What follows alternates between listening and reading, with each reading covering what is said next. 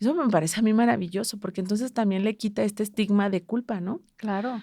De, échale ganas, Lupita. Es que, Lupita, ¿no? Ahora que criticamos el echaleganismo, es que, ay, no, a mí cada vez que escucho así, me retuerzo. Sí, esa frase de échale ganas Es que deja de es... llorar, ¿no? O sea, Sí. oye, pues cuando a veces esta persona puede estar pasando una de las peores crisis depresivas y le cuesta levantarse a bañar. En un mundo donde pocos se atreven a sumergirse hacia las profundidades de su propio ser, es enriquecedor escuchar a aquellos que ya han emprendido ese viaje. Yo soy Lupita García y en el podcast El Gigante que Emerge, mis invitados te inspirarán con sus historias de transformación y crecimiento personal. Prepárate para escuchar, cuestionar y emerger de tu mundo como un gigante imparable. Hola gigantes, ¿cómo están? Es un gusto poder estar aquí con ustedes en un episodio más de El Gigante que Emerge y como siempre con invitados e invitadas de lujo y hoy no es la excepción. Hoy estoy muy contenta de poder darle la más cordial bienvenida a una persona muy especial para mí, a mi querida amiga Sari. ¡Sari! Bienvenida, Sari. Le voy a dar el espacio a Sarita para que ella nos platique un poquito de quién es brevemente y nos hable un poquito de su trayectoria laboral para que todos los que nos escuchan puedan conocer también a nuestra querida Sari. Muy bien, muchísimas gracias. Gracias por invitarme a tu espacio, que ya vi que se está convirtiendo poco a poco en el espacio de varios y varias, entonces me siento honrada.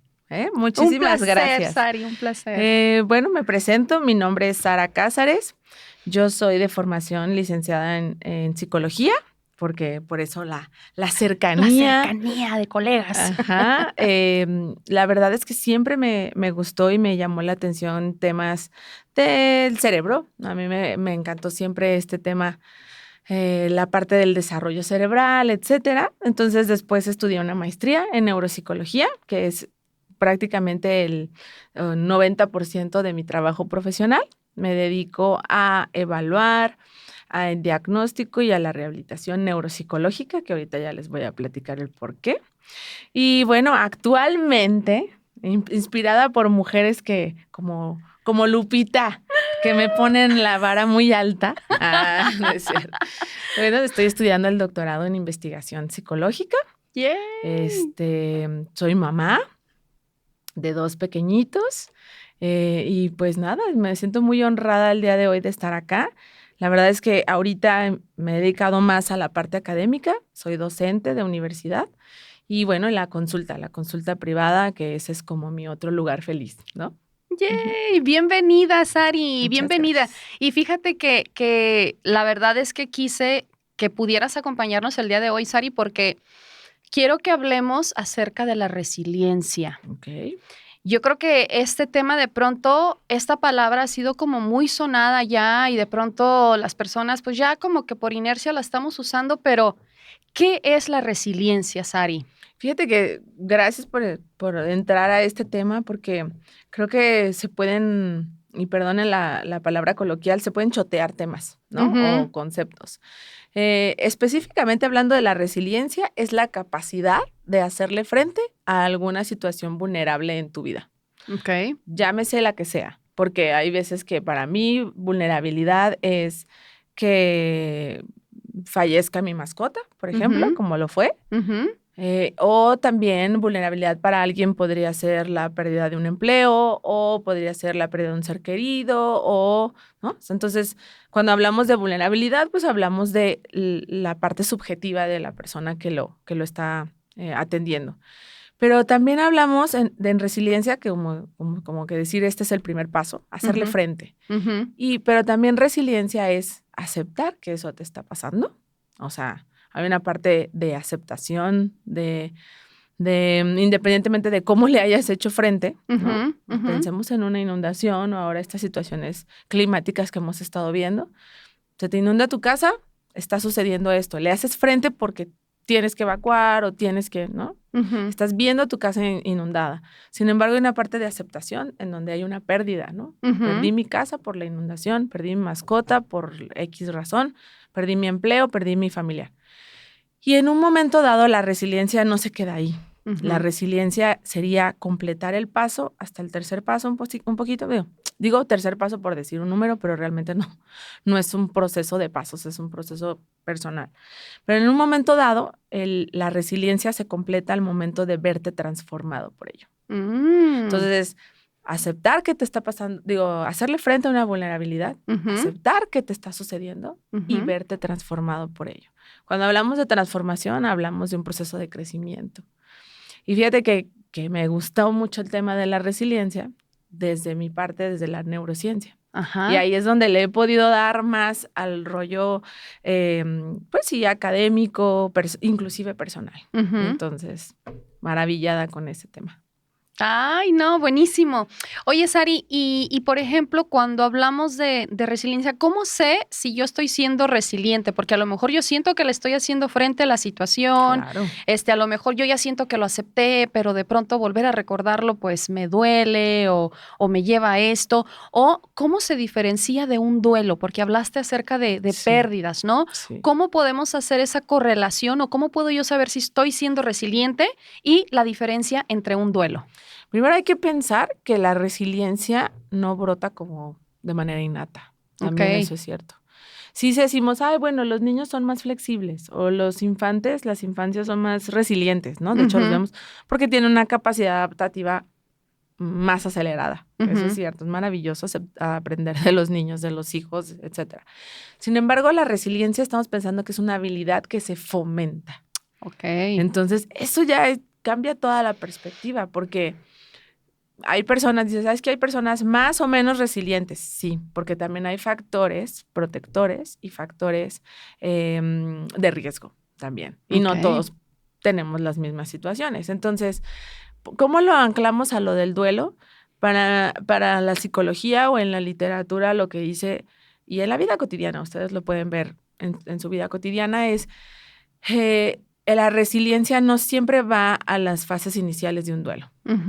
Y la resiliencia también no es optimismo rosa de todo está bien, todo está bien. Se está inundando tu casa, sonríele a la vida. No, claro que no. De hecho, esa es una de las razones personales, eso ya ni siquiera es profesional, personales de las que me gustó mucho el tema de resiliencia, porque no te saltes etapas del duelo, en este caso, pues de una pérdida. También la vulnerabilidad también puede ser pérdidas de cualquier cosa, ¿no?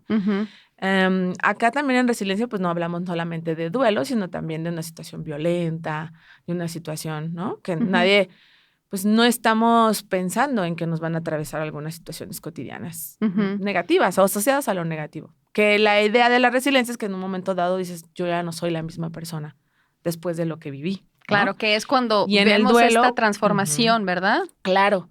Entonces, para poder decir que estamos siendo resilientes, sí tendríamos que vivir en un momento dado ese proceso, pero pasa igualito que el duelo. Yo creo que la correlación sería como que son paralelas. No es pensar que hasta que superes el duelo vas a ser resiliente. Ajá, no. A mí me encanta cuando tengo la oportunidad de dar conferencias o así, de hacerles varias preguntas en relación a ver, ¿quién de aquí se ha sentido discriminado? ¿Quién de aquí, no sé, el bullying? ¿Quién de aquí? O sea, como situaciones cotidianas y pues todos levantan la mano, ¿no? ¿Y quién de aquí se considera resiliente? Y entre que primero, creo que no entendemos ni siquiera la palabra. De hecho, a veces está chistoso porque a veces se traba la lengua, como resiliencia. No la podemos pronunciar muy bien.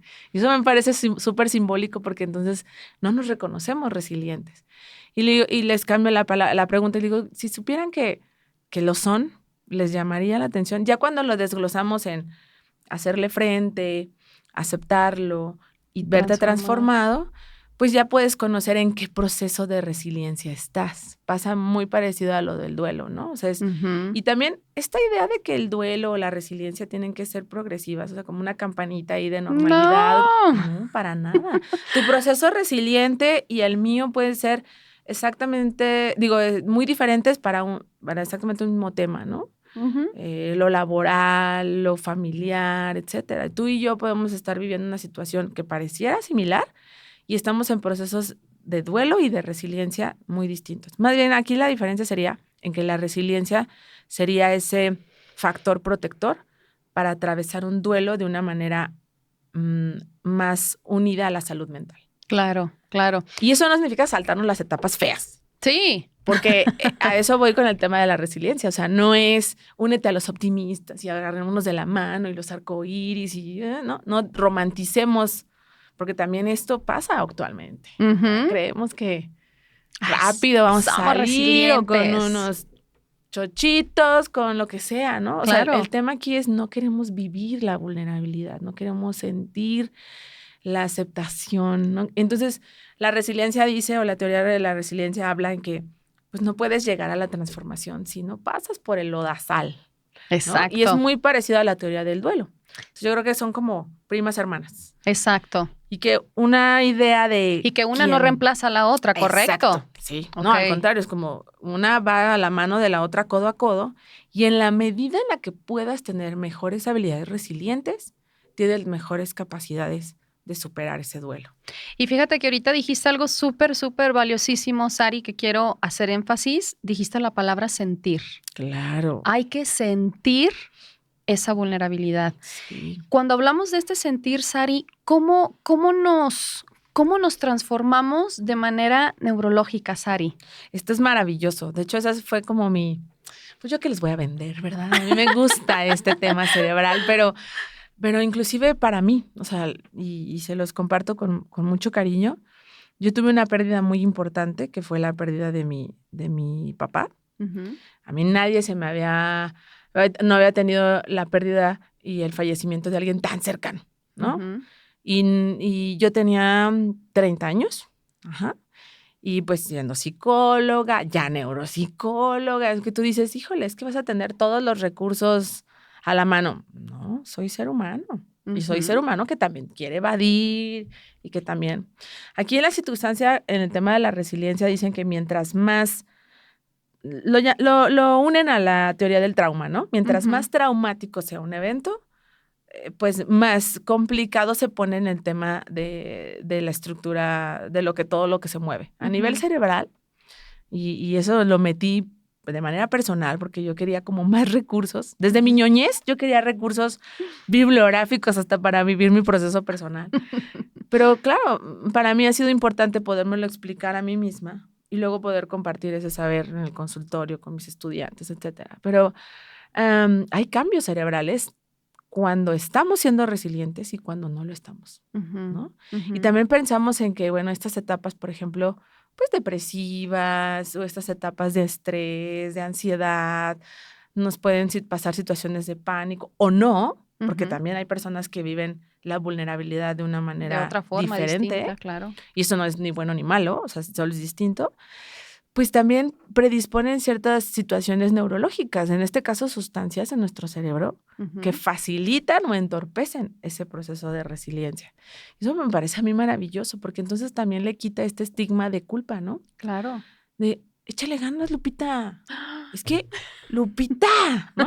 Algo que criticamos el echaleganismo, es que, ay, no, a mí cada vez que escucho así, que me retuerzo. Sí, esa frase de échale ganas es que deja de llorar, ¿no? O sea, oye, pues cuando a veces esta persona puede estar pasando una de las peores crisis depresivas y le cuesta levantarse a bañar. Ajá. ¿No? Levantarse. Ahora, el hecho de que otra persona haya tenido una pérdida de un familiar y no le cueste bañarse y sea productivo en su vida, no quiere decir que no le esté pasando mal. Exacto. Y esta otra persona que no puede bañarse y que de verdad no se puede levantar en la cama, tampoco quiere decir que no la vaya a superar. Exacto. Entonces también este rollo de clasificar, pero este toma cerebral nos quita como la culpabilidad de que no es una cuestión voluntaria. Uh-huh. Hay cambios en nuestro cerebro cuando vivimos situaciones traumáticas, vulnerables, duelo, pérdidas, que son inherentes a nuestra voluntad, ¿no? Uh-huh. Hay menos neurotransmisores que fomentan situaciones de gozo, de ganas de salir a la calle, ¿sabes? Uh-huh. Y se aumenta estos neurotransmisores que hacen que tenga mucha labilidad emocional, que tenga muchas ganas de llorar, que tenga muchas ganas de esta sensación de desesperanza, ¿no? De perder el sentido de vida. Claro. Me gusta mucho lo de la resiliencia porque va muy unido a la teoría esta del autor Viktor Frankl, del hombre. Sí. Porque dice precisamente que la peor situación de un duelo o de una vulnerabilidad es que le pierdes el sentido a tu vida. Te puedo decir, ¿no? Falleció mi papá en una circunstancia muy, muy abrupta, ¿no? Un cáncer de páncreas muy agresivo que jamás supimos que existió hasta que lo supimos.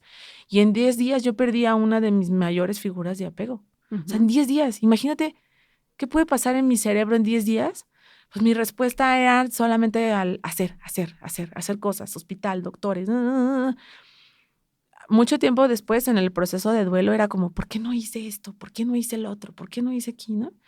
Y fíjate, yo sabiendo lo que sé de Sari, o sea, hablándome a mí misma de Sari, no seas tan dura contigo porque hiciste lo que pudiste. Claro. Con los neurotransmisores que tenía en ese momento. En ese momento. Y eso cambia una perspectiva importante de la salud mental de las personas. ¿Y cuándo descubriste en ese proceso, Sari, que tú fuiste resiliente? Yo creo que esta parte de la aceptación es clave, porque creo que también hay que distinguir que resistir no es resilir. Y eso es importantísimo. Sí. Porque sí, eso es como de, bueno, sí, yo perdí a mi papá, ¿no? Y esa resistencia, hay una imagen bien bonita cuando uno busca teoría de la resiliencia, donde están dos brazos haciendo fuerza o con una liga, ¿no? Jalando del lado izquierdo y el derecho la liga, así. Eso es resistencia. Y luego siempre decimos, es que sé fuerte, resiste. Hasta lo decimos, resiste, tú vas a poder, resiste. Y bueno, la resistencia en un momento dado nos saca del apuro. Claro. Porque esas decimos que es la primera fase. Es como el curita. Exacto. Sí. ¿No? O sea, me dan el diagnóstico, papá tiene cáncer, ¡pum! ¿Qué hay que hacer? ¡Pum! ¿No? Te hace actuar. Pero no necesariamente tenemos los recursos para actuar tan rápido. Exacto. Y también es ser una parte compasiva de que, ¿no? Y que ahora jalamos esta liga.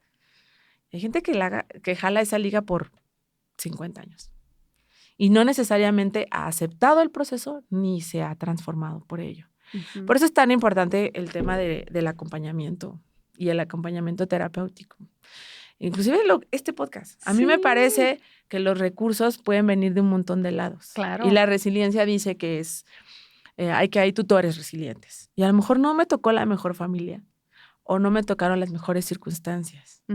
Este tema surge, por ejemplo, a raíz de los sobrevivientes del Holocausto. Del Holocausto. Hicieron una investigación súper padre en donde siguen durante 40 años a los niños sobrevivientes de los campos de concentración.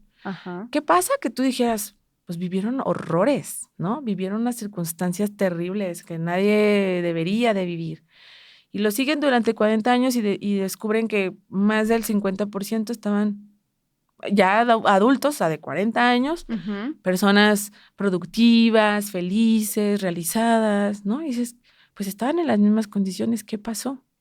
Ahí es donde entran, porque no todo es intrínseco, pues los recursos externos, ¿no? Claro, y que como bien decías, lo podemos encontrar a través de un podcast, a través de un libro, a través de una persona.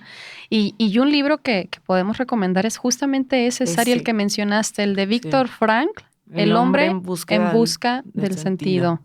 La verdad, dense oportunidad de leer ese libro. Es un libro muy interesante que te acerca mucho a la autorreflexión personal y pone en perspectiva cómo estamos nosotros hoy en día con todas las circunstancias que tenemos actualmente, cómo estamos navegando a través de ellas, ¿no? Sí. Y me parece súper, súper valiosísimo. Sari, ¿y cómo fue el apoyo que tú tuviste durante ese proceso con el tema de tu papá? ¿Qué herramientas, hablando ahorita de herramientas, qué herramientas fueron con las que tú te apoyaste? Fíjate que esa parte creo que retoma todavía el doble de sentido al pensar que luego la salud mental solamente está en espacios como el consultorio, ¿no? Acuérdate, también hay que recordar que el tema de salud mental es un tema de privilegio en este país también. Sí. Entonces, y mira, o sea, lo estoy diciendo, lo dice la terapeuta neuropsicóloga, que de eso vivo, ¿no? Y además de un tema económico, me parece que hasta político y personal, porque en un momento, ahorita quizá me parece que la visualización está diferente porque ya es como cool ir a terapia. Ya está bien visto, inclusive ya es como trending, ¿no? Sin embargo, todavía me tocó una época en la que, además, dedicarme a lo que me dedico y decir, necesito ayuda, pues requería voltear a ver mis monstruos, ¿no? Para mí creo que fue clave el hecho de tener, por un lado, recursos externos y recursos internos. Okay. La parte, yo lo divido así, ¿no? La parte de recursos externos, primero, fue mi familia. Mi familia fue punto clave. Yo no tengo mi familia directa viviendo conmigo, o sea, mi familia nuclear, ¿no? O sea, mi mamá y mi hermana viven en otro país, lejos, pero sí tuve como apoyo tanto de familia política, en este caso mi esposo, y en particular mi hijo, que en ese momento mi hijo tenía 1 año. Ese fue mi clave de hacerle frente, porque pues sí, se murió tu papá ayer, pero tu hijo, el de 1 año, ya quiere comer, ya quiere cenar. Él no vislumbra, no dimensiona lo que acaba de pasar y tú eres su mamá, ¿no? O sea, creo que a mí esta parte de la maternidad, y creo que ojalá que algunas mamás nos escuchen y vean qué salvadora también puede ser la maternidad. Puede ser la maternidad, exactamente. O sea, digo, claro que es lo cansado y toda esta parte, pero lo salvadora mentalmente, o sea, en salud mental. A mí la maternidad me sacó porque fue como se cerró un ciclo, ¿no? Digo, en ese momento no lo veía así, pero bueno, tuve una pérdida. Uno de mis hombres más importantes en mi vida se acaba de ir, pero el otro hombrecito de 86 centímetros, que también es otro hombre de mi vida, al cual aparte yo estoy a cargo, me está demandando. Te está demandando y te está pidiendo. A mí en un momento dado mi sentido, ¿no? Cuando yo me sentí sin sentido de vivir, porque dije, ¿yo por qué estoy viviendo esto? A mí nadie me preparó para esto. Nadie me platicó, sabiendo lo que sé, ¿eh? Claro. Yo decía, bueno, pues ¿de dónde agarro sentido? En este caso, pues la maternidad. Yo te puedo decir inclusive más la maternidad porque pues implicaba cuidados, ¿no? Y así. En otro momento, pues sí definitivamente fue buscar ayuda profesional. Así, tal cual, ¿no? ¿Dónde? ¿Cuándo? Luego de repente es bien difícil los horarios y, o sea, un montón de cosas. Pero fue lo ayuda profesional y el trabajo. Honestamente, también hay otro sentido con el tema laboral. Por eso es tan importante esos duelos, que luego los minimizamos de la parte laboral, porque también nos da un sentido. A mí en el tema laboral, pues porque me dedico a lo que me dedico, o sea, me dedico a ayudar a otros. Entonces, para mí era una sanación al mismo tiempo, pero no sin dejar de lado la terapia personal, ¿no? Y para mí lo interno siempre fue, y ahí es donde hago hincapié en que a veces los tutores de resiliencia pueden venir de diferentes maneras. A veces es la comadre, a veces es el padrino, a veces es el maestro, a veces es la familia nuclear, a veces no lo es, porque eso es también difícil, ¿no? De digerir emocionalmente. Pero entonces encuentras esa lucecita en donde sembraron en ti esta idea de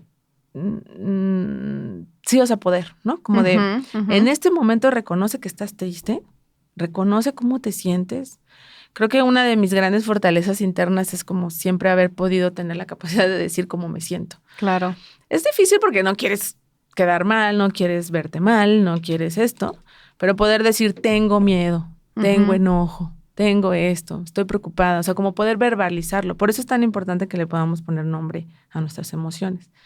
Y en otro momento más interno, sí fueron las enseñanzas de mi papá, o sea, de mi familia nuclear. Sobre todo mi papá, porque como que lo que representaba esa figura para ti paterna. Claro que mi mamá es maravillosa y ahí al contrario tengo como un matriarcado de la mujer fregona y tú puedes y adelante. Pero en ese momento de vulnerabilidad era, antes de pasar a esa mujer que sí lo va a lograr, tengo que pasar por esta mujer que sufre, que duele, que le lastima, que le lastima la ausencia. Por el lodo, Sari. El lodazal. Y yo creo que una de las cuestiones más difíciles de fomentar la resiliencia actualmente es precisamente que queremos sanar todo rápido. Sí. No nos gusta sentirnos en el lodazal. Exacto. Y otra Tampoco vez se trata como de, ¡ay, qué bonito! ¿No? Pues digo, no es romancear la vulnerabilidad. No, pero es darle como decías tú ahorita, yo creo que es importante reconocer la emoción, ponerle nombre a lo que estás viviendo. Y cuando nosotros como psicólogos decimos abraza ese momento, es vívelo. Siéntelo, reconócelo y agradécelo, porque te está mostrando algo diferente y está generando estos cambios neurológicos en tu cerebro. Te estás hablando diferente. Para poder llegar a esta transformación de la que nos compartías en un inicio. Sí. En un momento dado fue necesario hasta buscar psiquiatra, por ejemplo, y reconocer que necesitaba una situación mucho más allá de mi voluntad. Claro. La parte farmacológica también la tenemos como muy tachada, ¿no? Sí. No. Precisamente porque también es como la solución rápida, ¿no? ¿Tienes depresión? Tómate este antidepresivo. No, no. Pero no en muchos de los casos se requiere solamente la cuestión voluntaria y ahí hay cuestiones neuronales que digo, necesito ayuda.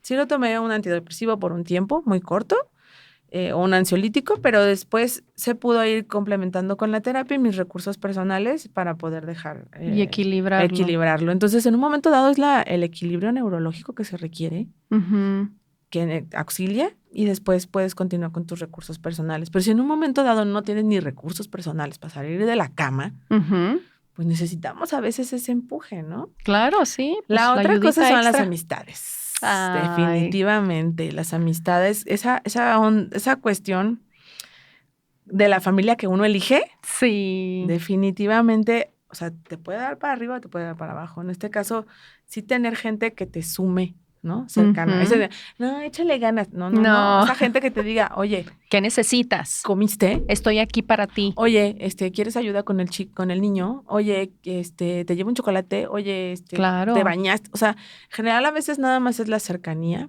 ¿no? También está difícil porque no sabemos cómo ayudar al otro cuando sufre y nos duele ver al otro sufrir. Y cuando no nos lo pide, cuando no nos habla, cuando no nos dice, oye, necesito esto porque... Y eso me parece que es importantísimo hablarlo, Sari. Sí, claro. Porque no estamos acostumbrados a pedir ayuda. Y pedir ayuda es un eslabón de resiliencia. Mira. Edith Grover dice que hay 4 pilares para la resiliencia. O sea, para poder esas etapas, hay 4 pilares. El primer pilar sería el decir yo soy. Ok. Si te fijas, el yo soy es una situación de reconocimiento de tus blancos y tus oscuros, de tu yin y tu yang. O sea, yo soy sensible, pero yo soy enojona, yo soy buena amiga, yo soy buena mamá, yo soy responsable, yo soy impuntual. O sea, reconocer fortalezas y debilidades, por así decirlo, áreas de oportunidad. Pero en un momento dado decir yo estoy. Eso me parece a mí, o sea, cuando lo leí la primera vez dije, claro, o sea, una cosa es que yo sea esto, pero otra cosa es yo estoy enojada porque perdí a mi papá en 10 días y esto, ¿sabes? Como el yo estoy es la incitación a reconocer cómo te sientes en este momento. Para ir atravesando esa... Con la idea de en este momento, ¿no? Claro. No necesariamente me tengo que sentir así 10 años. Exacto. ¿No? En ese momento no puedes ver más allá que lo que estás sintiendo. Y entonces es conectar con, yo estoy enojada porque me pasó esto, yo estoy enojada porque mi trabajo, porque la pareja, porque lo que sea. Entonces yo estoy, y el siguiente sería yo tengo. En el yo tengo es visibilizar los recursos internos y los recursos externos. Factores protectores e inclusive los factores de riesgo. Por eso digo que no es echaleganismo ni positividad. No, porque es decir, es acción. Yo tengo un hijo que me necesita. Yo tengo una familia que me apoye, o no, yo no tengo una familia que me apoye, pero yo tengo una comadre, yo tengo un trabajo, entonces empiezas a ver los recursos internos. Y lo que sí tienes ahorita en este momento. La posibilidad de verlo de manera diferente. Claro. Pero cuando uno lo verbaliza, o sea, yo tengo, empiezas a ver esta famosita luz al final del túnel, Eso no quiere decir que todavía lo resuelvas, pero ya las empiezas a visibilizar. Y ya en un momento dado, el último es yo puedo. Pero entonces ya dices, bueno, yo soy esto. Bueno y malo, o sea, positivo y negativo. Yo estoy así, que no le voy a negar a nadie cómo me siento, esta es mi situación actual. Yo tengo esto y esto. O no, también, ¿no? Reconocer el mapa general. Pero yo puedo, y entonces en el yo puedo ahora sí ya viene esta situación de la acción. Pues de la transformación que decía la resiliencia. Por eso es que digo que no es echaleganismo, ni resistir. Y ahora, no quiere decir que ya, ¿no? Ya se me prendió el foquito ahí cerebral de la resiliencia y entonces cuando yo vuelva a tener otra pérdida, a mí... lo que el viento a Juárez, ¿no? O sea, ya. El viento va a soplar. No. No, es diferente. No, pero sí partimos de que ya no partes del mismo punto. Exacto. ¿no? Yo les puedo compartir que desde que tuve esa pérdida tan importante en mi vida, no es que no me enoje, claro que tengo enojos como cualquier ser humano, pero ya no me duran tanto. Claro. Porque yo tengo otro sentido, ¿no? Me puedo pelear con mi pareja.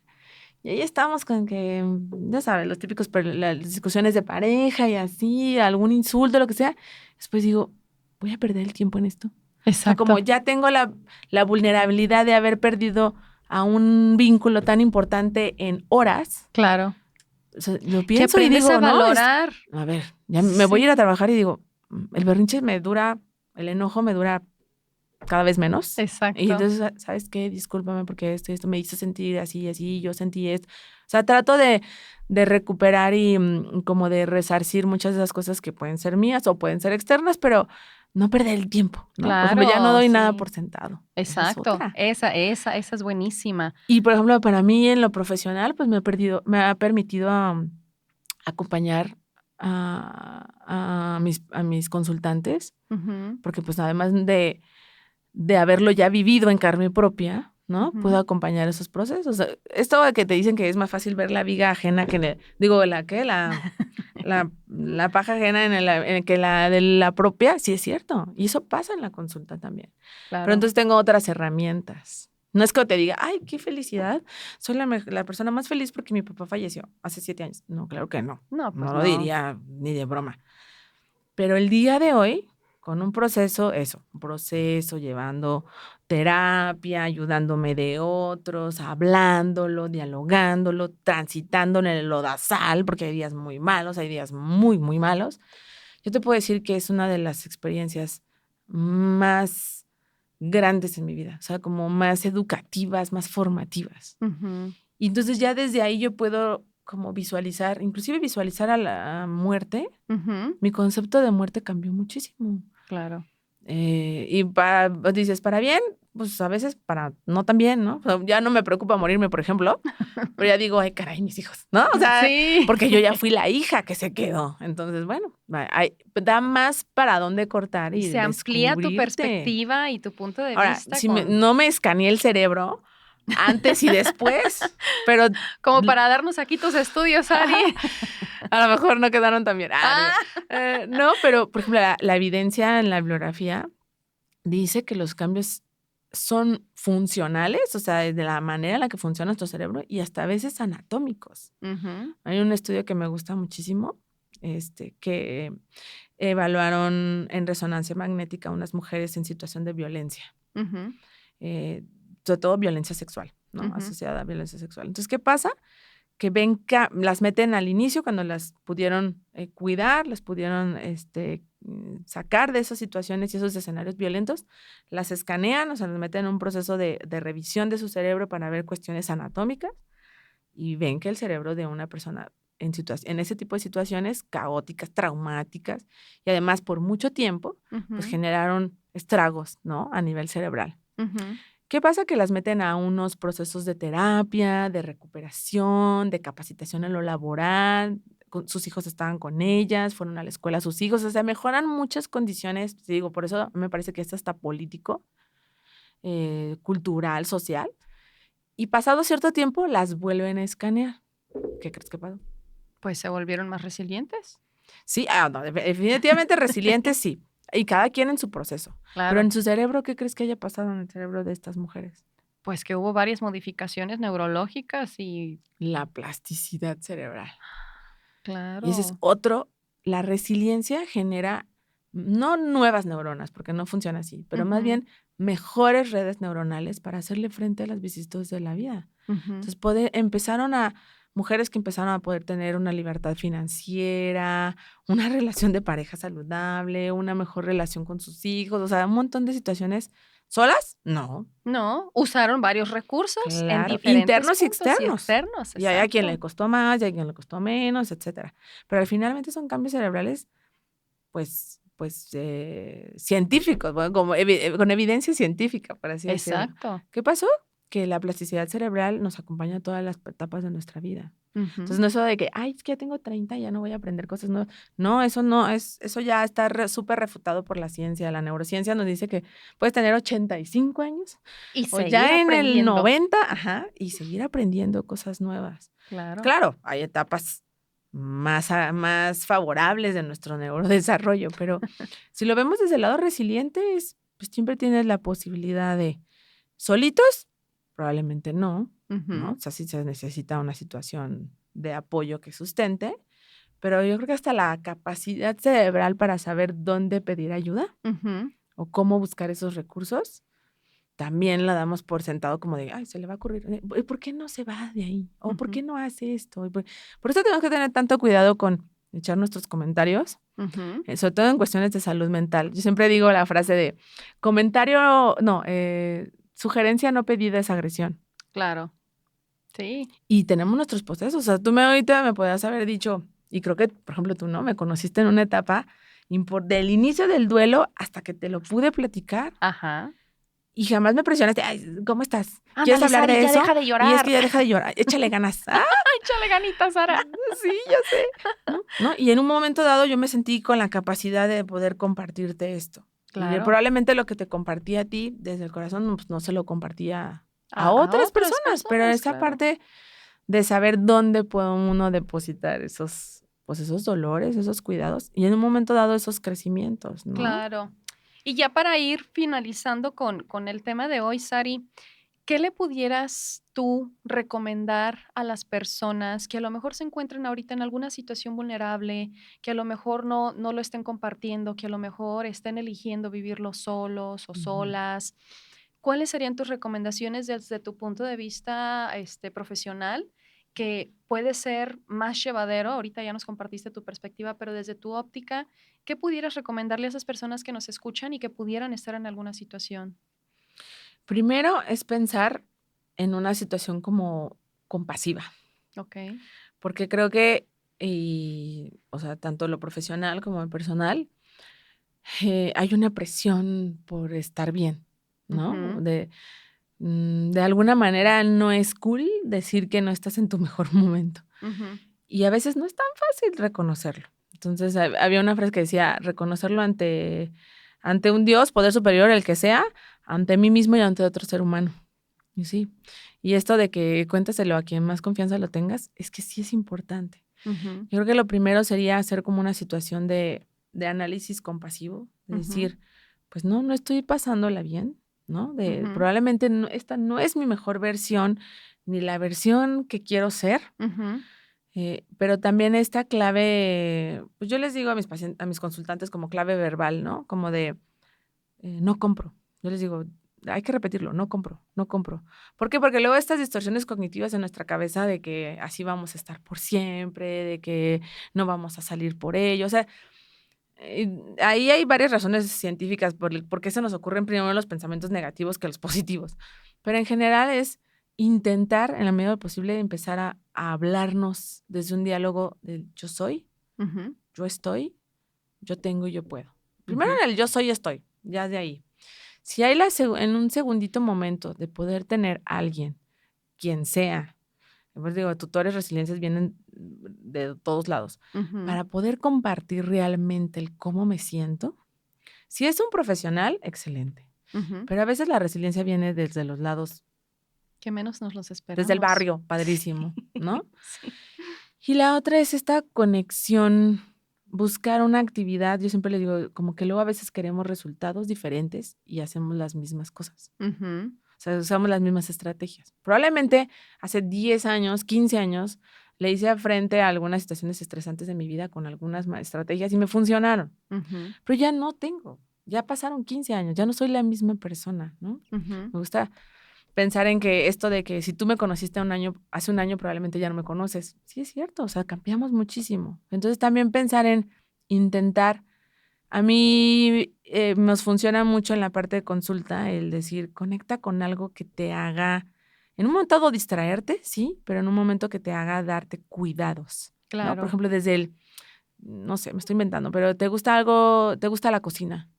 Lo perdiste, es un chorro, dejaste de hacerlo, la situación por la que estás pasando te orilló a dejar de hacerlo. Intenta cocinar. Claro. Si te gusta, a mí me encantan las plantas, soy la señora de las plantas, como podrán haber asumido. Sí, asumen bien, soy la señora de las plantas. Regar plantas. Hacer algo diferente a tu rutina contemplativa, ¿no? A veces hay personas que tienen ganas de ir a orar, que al padre, que lo que sea, ¿no? En este caso más bien es algo diferente a tu rutina. Y si tienes la posibilidad de verbalizarlo o en un proceso, si cuando la verbalización es demasiado fuerte, porque es importante, escribir. Escribir tus emociones a manera de un diario. Okay. La idea en un momento dado, pues es que sí te acompañes de un proceso terapéutico, pero está súper agradable cuando mis pacientes al inicio empiezan a escribir, ¿no? Estoy así, estoy asado, yo soy, y en el yo soy todo negativo. Y bueno, después en un proceso empiezan a escribir diferente y les enseño el cuaderno o los escritos de los primeros inicios de terapia. Y dicen, wow, o sea, no soy la misma persona. A veces me hablo así, sí, a veces me hablo también feo, pero ni de broma sería esta persona, ¿no? Entonces, en lo inmediato sería como escribir o conectar con algo que te haga feliz o con algo que te haga serotonina, ya sabes, como dopamina en el cerebro. Y sí buscar la manera de contárselo a alguien cercano. A veces solamente es la descarga, es decir, no sé que está difícil que nos resuelvan, sino nada no más. por favor, solo escúchame. Exacto.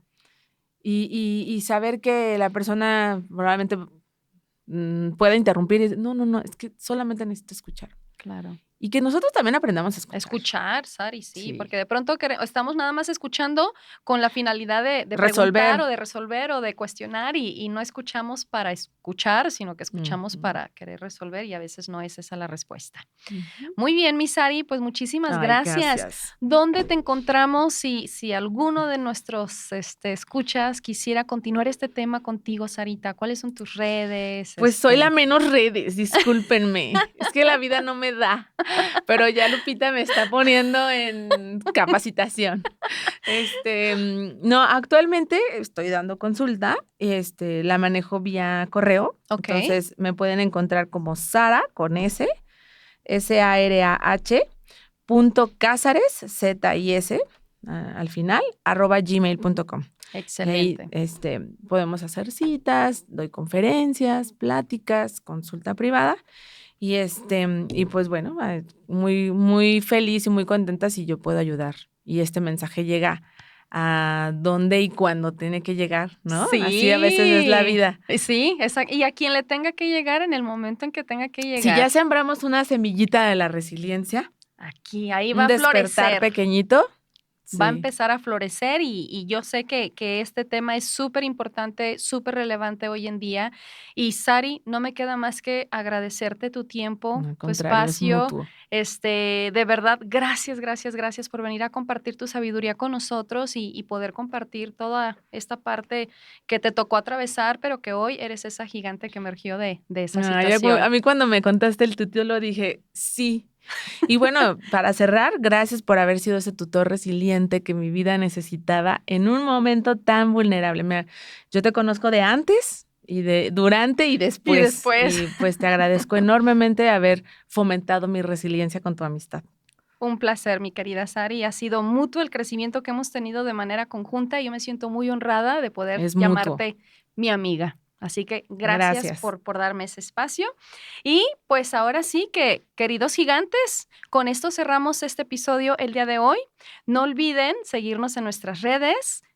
Nos encuentran como El Gigante que Emerge en TikTok, YouTube, Instagram y Facebook. Por ahí los estaremos esperando. Y recuerden, manténganse abiertos a aprender, humildes para escuchar, pero siempre valientes para tomar acción. Hasta la próxima.